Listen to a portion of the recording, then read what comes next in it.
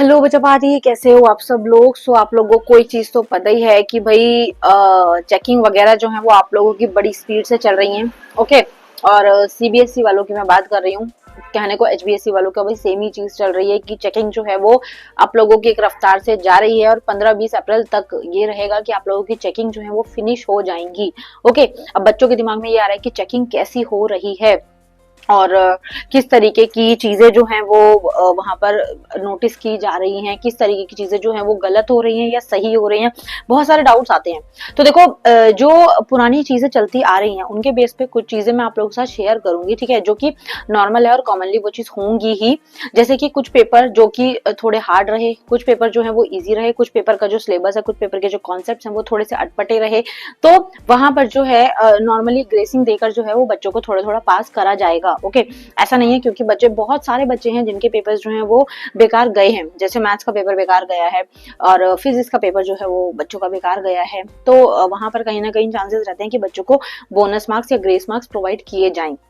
अब यहाँ पर मेन बात एक और ये भी आ जाती है कि दिमाग में ये आता है कि मैम क्या हम लोग मतलब कि अगर लिख कर आए हैं बना बना कर, या फिर मार्क्स मतलब कुछ लिखा है, ओन वर्डिंग लिखा है, या सिर्फ डायग्राम लिखा है, या सिर्फ पॉइंट्स बनाए हैं तो नंबर मिलेंगे। तो देखो, बोर्ड के अंदर ऑफिशियली साइट के ऊपर एचबीएसयू या सीबीएसयू स्टेप्स के नंबर मिलेंगे और स्टेप्स के मार्क्स टीचर को दिए जाएंगे। ये चीज साफ साफ बोली गई है। तो जो आपकी चेकिंग हो रही है उनके अंदर आप लोगों के स्टेप्स तक नोट किए जा रहे हैं। If you made some steps in your answer sheet तो आपको उसके भी नंबर दिए जाएंगे। बस कंडीशन ये है कि आपने कुछ लिखा हो। अगर कुछ नहीं लिखा तो वहां पर आप लोग प्रॉब्लम में फंस सकते हैं, क्योंकि वहां पर दिक्कत होगी। क्योंकि बच्चों को रहता है कि मैम हम लोगों के नंबर जो है वो हमें कम लग रहे हैं, डर लग रहा है, ऐसा है वैसा है। तो ऐसा तो नहीं है। देखो, चेकिंग हो रही है और चेकिंग के अंदर नॉर्मली है, नॉर्मलाइजेशन के नंबर भी दिए जा रहे हैं, बच्चों को ग्रेसिंग भी दी जा रही है। ओके। और साथ साथ जो है आप लोगों का एक स्टेप्स के मार्क्स भी दिए जा रहे हैं। और ये चीज मैं वहां पर देख कर आई हूँ, ऐसा नहीं बोल रही हूँ मैं। ऑफिशियली जो चीजें आती हैं, ऑफिशियली जो सीबीएसई के नोटिस हैं कि हाँ स्टेप्स के भी नंबर मिलेंगे बच्चों को, वो चीज रहती है। न्यूज़पेपर में क्लिप आई थी कि नॉर्मलाइजेशन के भी नंबर दिए जाएंगे बच्चों को, क्योंकि कई जगह पर कई सेट्स मुश्किल थे, कई सेट्स आसान थे, कई जगह पर अब चेकिंग के ऊपर भी बहुत ज्यादा इफेक्ट पड़ता है, क्योंकि ऑल ओवर इंडिया एग्जाम्स हुए हैं। तो वहां पर अलग अलग सेंटर्स भी प्रोवाइड किए गए हैं टीचर्स को कि वो वहां पर चेक कर रहे हैं। तो अब कहीं पर चेकिंग जो है वो लीनियंट हो, कहीं पर जो है वो बहुत टाइट हो, कहीं पर टीचर जो है वो सबको फुल ऑन फुल दे रहा है, कहीं पर जो है बहुत कट कर रहा है मार्क्स। तो ऐसा नहीं, एक बेसिक जो है वो परफॉर्मा बनाया गया है ऑल स्टूडेंट्स के लिए कि भाई स्टेप्स बनाए हैं तो उसके नंबर दिए जाने चाहिए। एक प्रॉपर गाइडलाइन होती है जो टीचर्स के लिए बनाई गई होती है कि आपको इतने लेवल पे बच्चे को मार्क्स देने ही हैं। You can not cut the marks अगर बच्चे ने इतना भी एटलीस्ट करा है। तो वो चीज मैंने I think starting of exam आप लोगों को वीडियो बनाई थी, पूरा परफॉर्मा दिखाया था कि हाँ इस तरीके से नंबर टीचर्स देंगे और इस तरीके से नंबर प्रोवाइड किए जाएंगे। तो आई होप कि ये चीज तो आपको समझ आ गई होगी। देखो, आप लोगों को घबराने और टेंशन लेने की, डिप्रेस होने की जरूरत तो बिल्कुल भी नहीं है, क्योंकि ये है कि थोड़ी सी टेंशन रहती है कि किस तरीके की चेकिंग चल रही है, क्या चल रहा है, किस तरीके के नंबर्स आएंगे और किस तरीके के मार्क्स हम फेस करेंगे।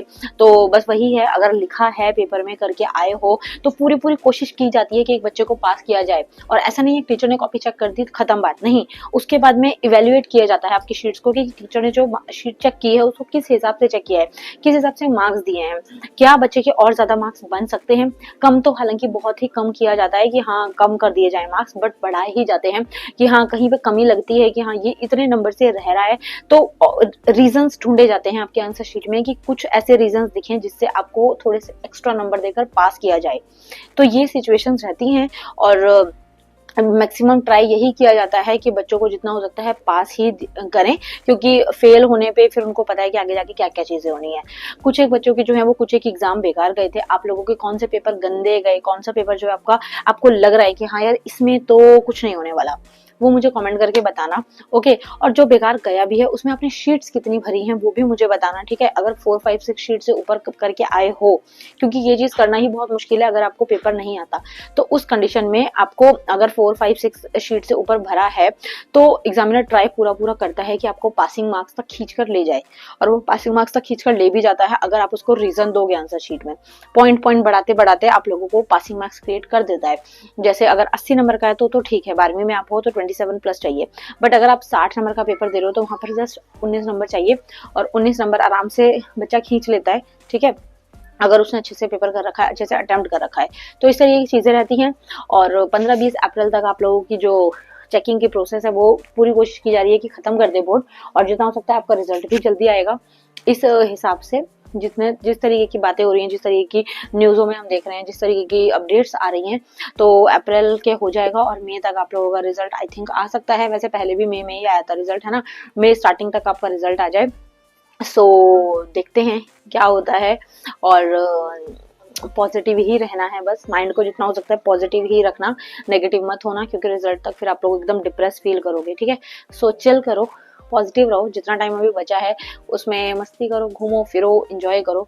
और टेंशन है भी तो कोई बात नहीं, उसका भी सॉल्यूशन है, जस्ट रिजल्ट आने दो, फिर उसके बाद जो प्रॉब्लम्स फेस होंगी मिलके उसको फेस करेंगे और सॉल्यूशंस निकालेंगे। ओके, सो चैनल पर बने रहो, चीजें ऐसी धीरे धीरे जानोगे मुझसे और समझोगे, काफी मोटिवेशन भी मिलेगा आपको जब आप मुझे सुनोगे। ठीक है, नेचर ही है कि कुछ होते हैं लोग कि जिनको सुनने से ही मोटिवेट फील हो जाता है, तो वो चीज रहती है, बहुत लोग मुझे बोलते हैं। तो आप लोग जस्ट रहोगे और उससे भी आपके माइंड के ऊपर बहुत इफेक्ट पड़ेगा, वरना डिप्रेशन देने वालों की कमी नहीं है, एक ट्रॉमा के स्टेट के अंदर ले जाने वालों की भी कमी नहीं है। So it's your responsibility to choose people who give you motivation, who give you positivity. Okay, so see you in next video. Thank you so much for watching. Bye bye.